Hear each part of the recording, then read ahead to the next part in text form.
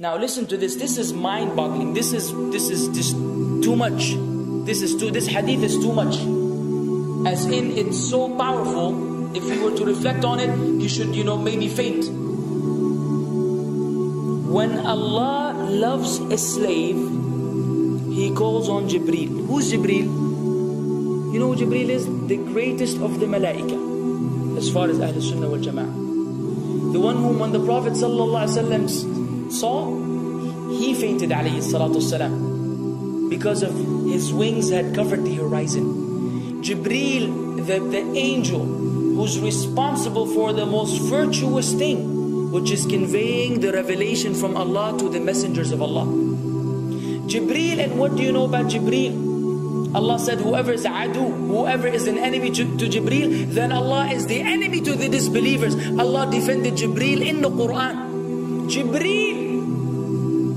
Jibreel, the one who took the Prophet ﷺ in Al-Isra al-Mi'raj, in the ascension to the heavens. Jibreel, the malak, which we don't know what to say about, because of his honor and his virtue in the sight of Allah.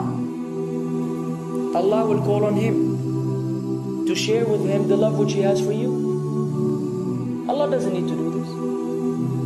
He could not do this, but Allah likes to do this, so He does it. He says, I love Fulan. Now I want you to think that Fulan is you. Whatever your name is, Ahmad, Mayrook, whatever your name is. Imagine Allah above the heavens, above the throne, in His greatness and His majesty, which is beyond our human comprehension, calls out to Jibreel to inform him that He loves you. And not only that, فَأَحِبَّهُ, then He commands Jibreel to love you also. So Jibreel now loves you. Allah and Jibreel love you. But it doesn't end there. Jibreel then will call upon the inhabitants of the sama. Who are they? All the malaika. How many? We can't even count. Trillions and trillions of malaika which Allah created beyond our, again, human comprehension. All of them are commanded simultaneously to love you. First Jibreel says, Allah loves Fulan, so now you have to love him. Then all of the angels in the heavens love you. Then Allah will place acceptance for you on earth. So people will love you. Not everyone.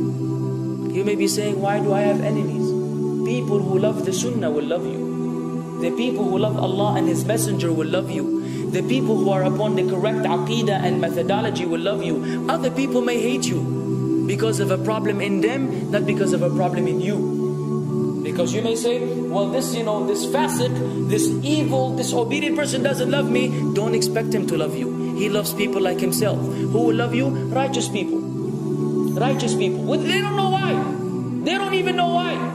You've never even given them $1 or a riyal or a pound. You've never done anything for them. Maybe you scream at them. Maybe you do other things. It's Allah. Why? Because Allah had loved you first, then Jibreel had loved you first, then the malaika loved you afterwards, then Allah put acceptance for you on earth, so people have no choice but to love you.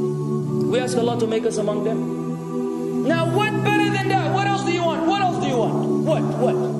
If you're a person whom Allah loves, in every movement you go, you do, you pray, you sleep, whatever you do, you are among those whom Allah loves and Jibreel loves and the angel loves. What else do you want, ya akhi?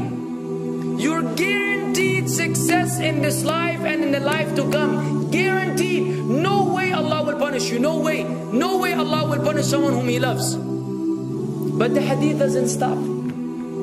The hadith has a very saddening continuation, which we should seek refuge with Allah from.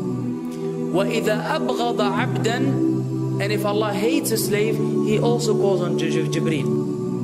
And He informs Jibreel that He hates this person. So He will command Jibreel to hate this person. Then Jibreel will tell the angels to hate this person. Then Allah will put hatred for him on earth. La ilaha illallah. Imagine you walking upon the planet, the face of the earth which Allah created, while Allah hates you, and the angels hate you, and Jibreel hates you, and the righteous people hate you. What a sad state for a human being. And ikhwan, we could be one of those as well. If you are prideful, arrogant, you are qualified for this hatred, because Allah does not love kulla mutakabbirin jabbar. Allah does not love the arrogant, the prideful. If you go against the sunnah, then Allah does not love those who go against the sunnah. If you don't observe taqwa, and you don't observe ihsan, and you don't observe tawbah and tatahur, then again we are disqualified. If you, many things which we can mention, many things which will bring about Allah's hatred and deprive us of Allah's love. It's a very sensitive situation, meaning right now, you have to be one of these two. Either Allah loves you or He doesn't. But there's always good news, even for those people whom we can be amongst. It's not too late because you're alive. It's not too late because it's Ramadan. It's not too late because you're breathing. Even if you led a life of someone who had attained Allah's hatred, if you were to return to Allah, then Allah will love you and be happier. He will be so happy with your tawbah than a man who lost his mount in the desert. Upon it was his food and his drink, and then he waited under a tree for death, and all of a sudden he opened his eyes and he sees his camel or his horse or whatever that was right in front of him, and he gets so happy. He said, Allahumma anta abdi wa ana rabbuka. Oh Allah, you are my slave and I am your Lord. Kufr. He said a statement of kufr, but the Prophet ﷺ said, أخطأ من شدة الفرح. He made a mistake because he's so happy. You know when you're so happy that you may say things against what you want to say? When you're so happy that you just, you say words that mean nothing to anyone? Allah is happier when you return to Him than that person. What else do we want? For how long are we going to stay away from Allah? For how long are we going to lead the life of the heedless? For how long are we going to go against the sunnah? What are you waiting for? Death? Death. حتى إذا جاء أحدهم الموت قال رب ارجعون لعلي أعمل صالحا فيما تركت كلا. Until when death comes to one of them, you say, oh Allah, allow me to return so that I may do good in that which I left behind. And it will be said to him, no, it's only a word. إِنَّهَا كَلِمَةٌ هُوَ قَائِلُهَا. It's nothing but a wish and a word he will have. It will not be fulfilled. Let us not wait for death, ya akhwan. If each one of us here, by Allah, if each one of us here acted upon the sunnah, lived according to the sunnah, and invited people to the sunnah, and enjoyed what is good, and forbade what is evil, wallah, we will make a major change in the city in which we live.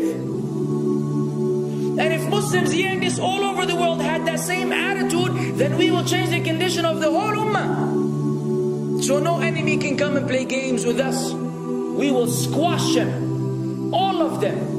Because Allah will defend. إِن تَنْصُرُ اللَّهِ يَنْصُرْكُمْ وَيُثَبِّتْ أَقْدَامَكُمْ. If you aid Allah's deen, Allah will aid you and will keep your feet firm. But we don't even live according to the sunnah, let alone be given victory over the enemies.